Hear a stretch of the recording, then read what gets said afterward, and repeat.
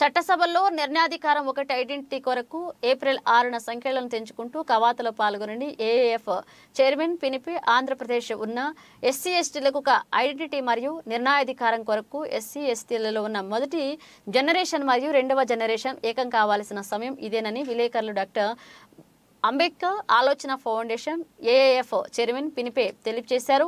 Doctor Ambedkar కల్పించిన reservations కారణంగా ఎవరైతే నేడు ఉన్నత స్థాయిలో ఉన్నారో అందరూ ఏప్రిల్ 6 శనివారం కవాతుకు కదలి రావాలని ఎస్సీ ఎస్టీ చైర్మన్ ప్రేమతో ఆహ్వానిస్తున్నట్లుగా తెలియజేశారు.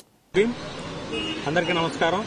రేపు ఏప్రిల్ 6 తారీఖున అంబేద్కర్ ఆలోచన విధానంలో మేమందరం విజయవాడలో మీట్ అవ్వాల్సిన ప్రోగ్రాం పెట్టుకున్నాం. దానికి ప్రతి ఒక్క న్యాయవాది డ్రెస్ కోడ్తో అటెండ్ అవ్వాల్సిందిగా విన్నవించుకుంటున్నాను. జేబీ ఏప్రిల్ 6 శనివారం సంఖ్యలను తెంచుకుంటూ విజయవాడ కథలు రండి. న్యాయవాదులు మీ డ్రెస్ కోడ్తో రండి. అన్ని రంగాల్లో ఉన్నటువంటి అంబేద్కర్లందరూ కూడా కలిసికట్టుగా కథలు రావాలని తెలియజేస్తున్నాను. ఈ ప్రోగ్రాం యొక్క ముఖ్య ఉద్దేశం ఏంటంటే ఏప్రిల్ 6 ప్రోగ్రాం ముఖ్య ఉద్దేశం ఆంధ్రప్రదేశ్లో భవిష్యత్ ఆంధ్రప్రదేశ్లో ఎస్సీ ఎస్టీలకి ఒక ఐడెంటిటీ ఉండాలి. ఒక ఐడెంటిటీ ఏ ప్రభుత్వం అయినా ఎస్సీ ఎస్టీలను గుర్తించాలి. అట్లాగే చట్టసభల్లో నిర్ణయాధికారం ఉండాలి.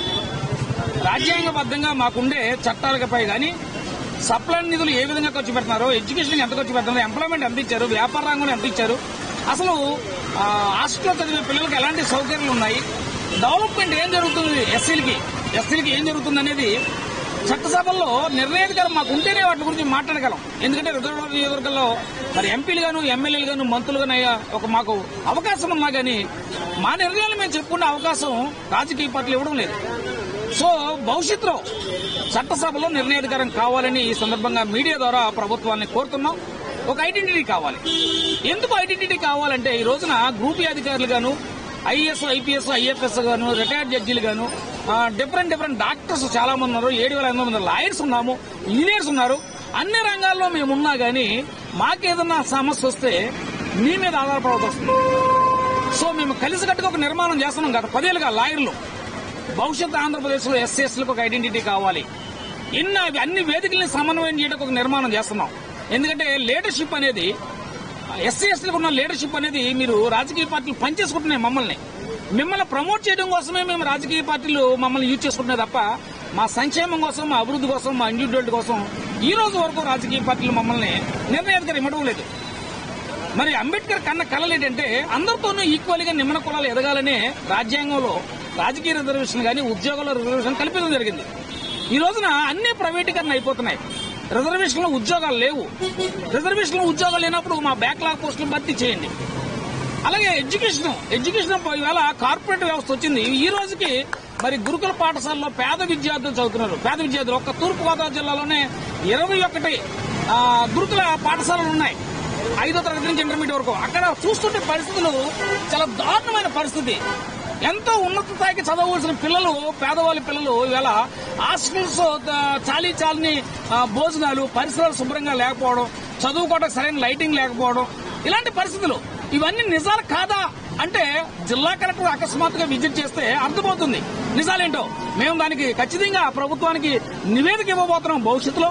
ఏది ఏమైనా ఏప్రిల్ 6న అన్ని న్యాయవాదులు కానీ మేధావులు సంఖ్యలు తెంచుకుంటూ కథలు రండి. ఇది మన ఐడెంటిటీ కోసం పెట్టే ప్రోగ్రాం. ఇది ఏ రాజకీయ పార్టీకి సంబంధం లేదు.